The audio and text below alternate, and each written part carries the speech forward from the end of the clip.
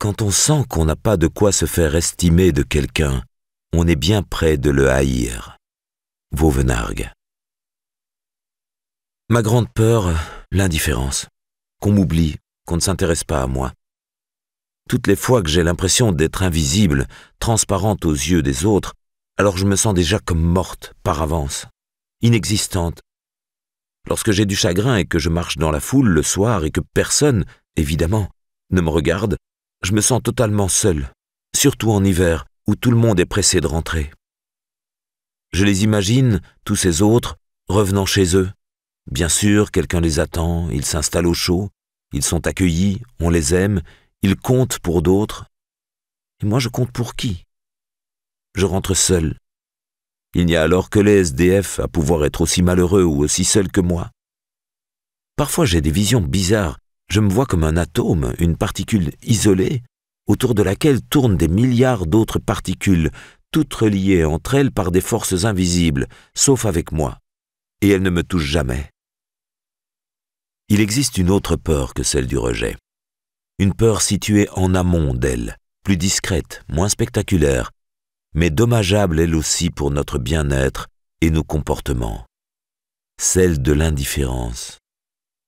Que se passe-t-il en nous lorsque nous avons l'impression de ne pas compter pour autrui? Le désir de reconnaissance. Il est douloureux de se sentir ignoré, de sorte que nous développons tous un très grand désir de reconnaissance. Est-ce une sorte de manœuvre de prévention des rejets éventuels? Sentir que l'on a une place reconnue et régulièrement confirmée auprès de nombreuses autres personnes permettrait-il de moins craindre le rejet et, s'il arrive, de moins en souffrir? Être ou se sentir reconnu, donc. Mais qu'est-ce que la reconnaissance? C'est un besoin différent du besoin d'approbation ou d'amour et qui le précède. C'est le fait d'être regardé par les autres comme un être humain à part entière. Par exemple, être salué et accueilli lorsqu'on arrive quelque part, être appelé par son prénom ou son nom, selon la familiarité que nous entretenons avec nos interlocuteurs. Toutes ces manifestations sont parfaitement discrètes. Leur présence ne procure pas forcément de joie, mais elle est indispensable au bien-être de tous les humains. Leur absence ne se fait pas remarquer de façon bruyante, mais elle est doucement toxique. Il est normal de se sentir rassuré par le fait que l'on nous connaisse.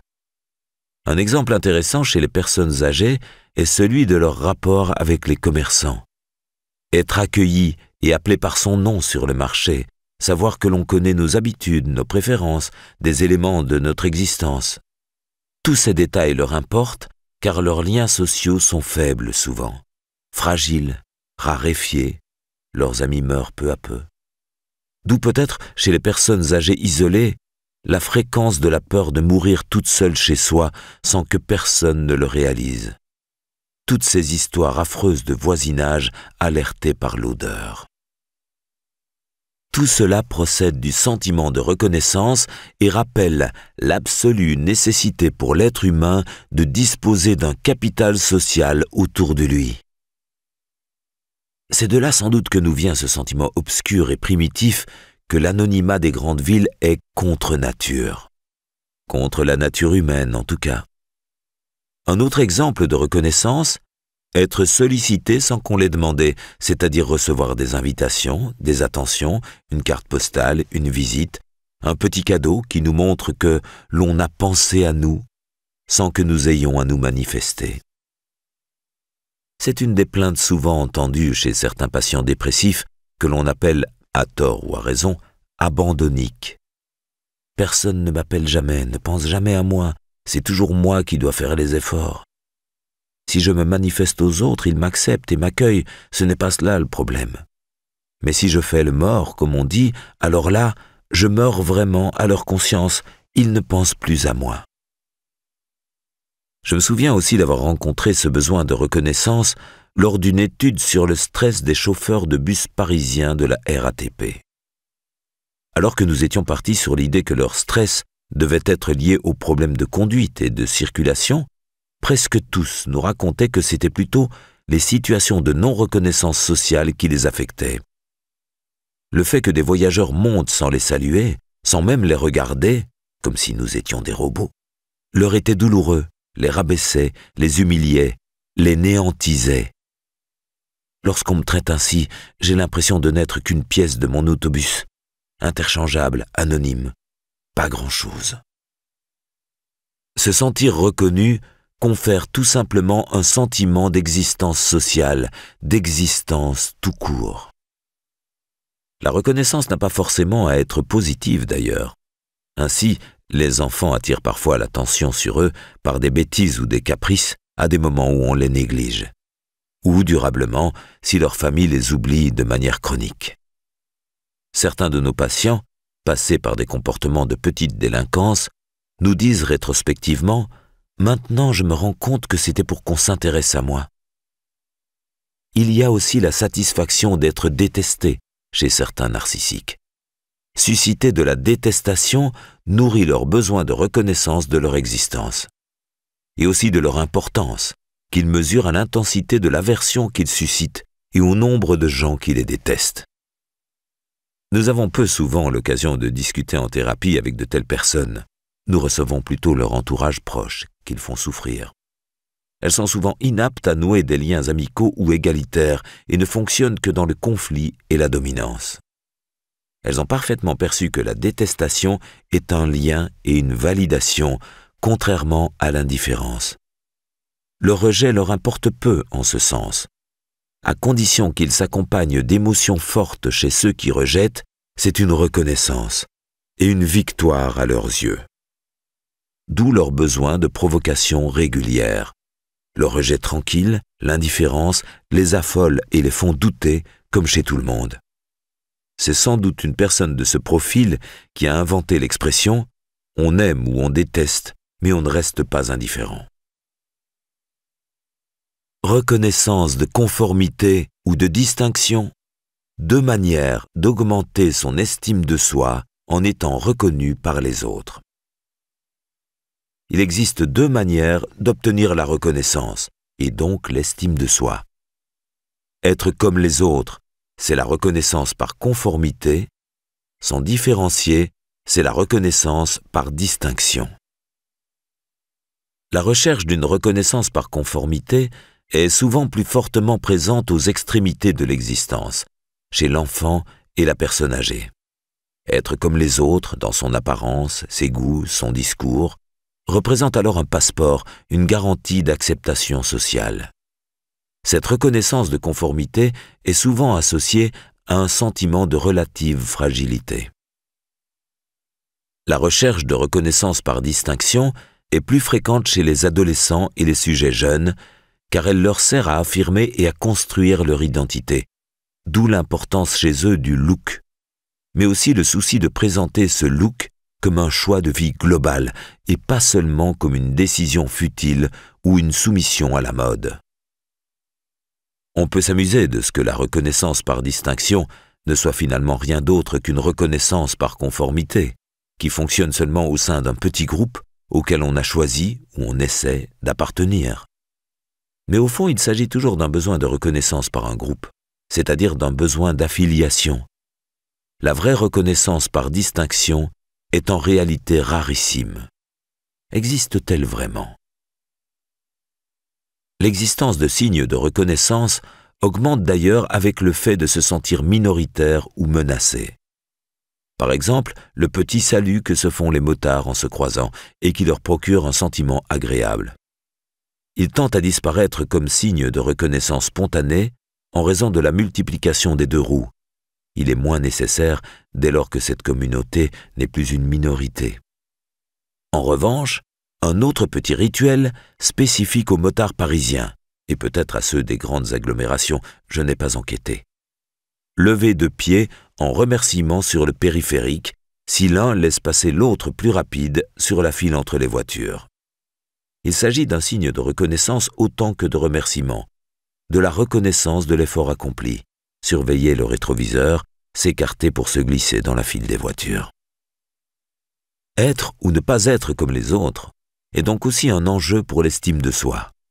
Se conformer au code d'une majorité est plus souvent le choix des basses estimes de soi.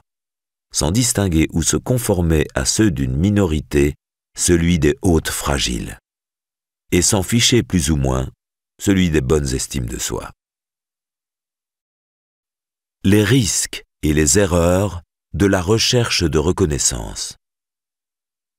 Pour les basses estimes de soi, le premier risque de cette quête sera l'hyperconformité, au risque de l'aliénation. On cachera tout ce qui dépasse, pour tenter de se conformer à l'image sociale qui nous paraîtra garantir la plus grande acceptation. On ne suivra la mode qu'à distance respectueuse, pas trop tôt pour ne pas attirer ou croire attirer les regards, mais pas trop tard pour ne pas sombrer dans la ringardise. On émettra ses opinions qu'après s'être assuré de celles des leaders, afin de ne pas prendre le risque de la contradiction ou de la moquerie. Pour les hautes estimes de soi fragiles, tentant de compenser leurs doutes par la recherche de valorisation, ce sera la rupture avec la masse, dans l'anonymat de laquelle elles se sentent disparaître, non reconnues. D'où le risque de provocation gratuite et inutile. Chez les adolescents, il est assez fréquent de retrouver des jeunes doutant d'eux-mêmes et cherchant à se faire accepter par plus psychopathes qu'eux, en se lançant dans des comportements délinquants qui leur servent de porte d'entrée dans le groupe. Chacune et chacun de nous est confronté au même risque d'erreur. Erreur de ne pas se sentir reconnu alors qu'on l'est en réalité, et enclencher ainsi une quête de reconnaissance supplémentaire et aléatoire alors qu'il aurait suffi d'ouvrir les yeux. Erreur de ne pas accorder d'importance aux signes de reconnaissance que l'on reçoit, de ne pas se sentir valorisé par le groupe et les personnes qui nous reconnaissent. S'adressant aux puissants de son époque, Sieyès, homme politique rendu célèbre en 1789 par sa brochure « Qu'est-ce que le tiers-État ?», écrivait à ce propos durant la Révolution française « Vous demandez moins à être distingué par vos concitoyens que vous ne cherchez à être distingué de vos concitoyens. Ce n'est pas à l'estime ou à l'amour de vos semblables que vous aspirez. Vous n'obéissez au contraire qu'à une vanité hostile contre des hommes dont l'égalité vous blesse. » Erreur de confondre le désir de reconnaissance avec le désir d'amour et d'attendre du premier qu'il satisfasse le second. Il y a des liens sociaux qui ne pourront nous donner que de la reconnaissance, pas plus. Ne pas les dénigrer pour autant, mais ne pas leur en demander davantage. Tout le monde m'aime, mais je n'ai personne dans ma vie, me racontait ainsi une jeune patiente. Cependant, la multiplication des liens favorise en général la rencontre avec l'amour, en améliorant le bien-être psychologique et donc l'ouverture à autrui, et en développant les aptitudes relationnelles. Favorise, mais ne garantit évidemment pas. Solitude et sentiment de solitude. Le plus douloureux pendant ma dépression, ce n'était pas la tristesse ou la difficulté à agir, c'était cette espèce d'angoisse qui me tombait dessus comme un vertige de solitude. Je me sentais totalement seul, même entouré des gens qui m'aiment. Je les regardais et me rendais compte, c'est idiot, qu'ils n'étaient pas moi, qu'ils étaient des personnes autonomes dont je ne connaissais que ce qu'ils voulaient bien me laisser voir. Et cela me déclenchait des paniques face à la vie. Cette solitude m'angoissait, car je me sentais incapable de survivre seul. En fait, voilà, ce n'était pas de la solitude, mais une angoisse de solitude, tantôt sourde, comme une rumeur discrète, tantôt violente, comme une menace de fin du monde. Ce sentiment faisait irruption, déchirait le voile des illusions, illusions que nous ne formons qu'un avec nos proches, que nous les connaissons parfaitement. J'ai toujours eu ce problème. Le moment où mes enfants grandissaient et devenaient autonomes, devenaient de grandes personnes, commençaient à ne plus me confier tous leurs secrets, à avoir des états d'âme, m'avait toujours troublé. Depuis, j'ai compris que ce sentiment de solitude était inévitable, mais que s'il me paniquait, c'est parce que je ne me sentais pas capable de prendre soin de moi. Et en réalité, c'était pire que cela. C'est comme si toute ma vie, j'avais évité de m'occuper de moi-même. J'avais vécu dans l'illusion que je n'étais que la partie d'un tout. Famille, groupe. De nombreux travaux portent sur le sentiment de solitude. On sait qu'en psychiatrie, la solitude et l'isolement social sont des facteurs de risque, en matière de dépression, de recours à l'alcool et à la drogue, et plus généralement de fragilité face aux événements de vie stressants. Mais ce dont on s'aperçoit, c'est que ce n'est pas seulement la solitude réelle qui pèse sur notre santé, mais aussi la solitude perçue. Le fait de se sentir seul ou seule est une source de perturbations qui ne sont pas seulement psychiques, mais aussi corporelles, avec notamment un impact sur la fonction cardiaque et la tension artérielle. On s'aperçoit aussi que la quantité de contacts sociaux chez les personnes souffrant de sentiments de solitude est souvent à peu près la même que chez celles qui ne s'en plaignent pas. Il s'agit probablement davantage d'une question qualitative, liée à la satisfaction retirée de ces contacts, d'une question d'attitude sociale. Profite-t-on ou non de ces contacts sociaux, par exemple, est-on seul au milieu des autres? Et d'une question d'attitude mentale. Se vivre comme différent et incompris ferme la porte aux échanges ou à leur capacité nourrissante. La seule solitude qui vaille, c'est celle que l'on choisit, non celle que l'on subit. Il est tout à fait possible de se définir comme un solitaire sociable. On apprécie d'être seul, mais on apprécie aussi la compagnie des autres humains. On préfère juste, légèrement, le premier état au second. Si cette solitude est décidée et appréciée, il est possible alors de la célébrer, comme faisait Malraux. S'il existe une solitude où le solitaire est en abandonné, il en existe une où il n'est solitaire que parce que les autres hommes ne l'ont pas encore rejoint. Mais tous les solitaires ne rêvent pas de grandeur. Beaucoup apprécient simplement le recul que leur confère le retrait du monde et prennent la solitude comme un exercice salutaire, ainsi que l'écrit Vauvenargues. La solitude est à l'esprit ce que la diète est au corps. Cependant, la diète n'a de sens que si l'on n'est pas en train de mourir de faim. Ceux qui n'ont pas choisi, les esseulés, les abandonnés, les isolés, n'en retirent que souffrance et n'y voient qu'une interminable nuit de leurs attentes et de leurs besoins d'animaux sociaux. Car au bout du compte, la solitude ne peut être, pour la plupart d'entre nous, qu'une parenthèse entre deux périodes d'échange et de lien. La solitude comme passage. Souvent utile, parfois obligé. Passage et non destiné, car on peut aussi se perdre dans la solitude. Et certaines existences ressemblent à cette image de Flaubert, grand solitaire, mais pas toujours de manière choisie. Il me semble que je traverse une solitude sans fin pour aller je ne sais où, et c'est moi qui suis tout à la fois le désert, le voyageur et le chameau.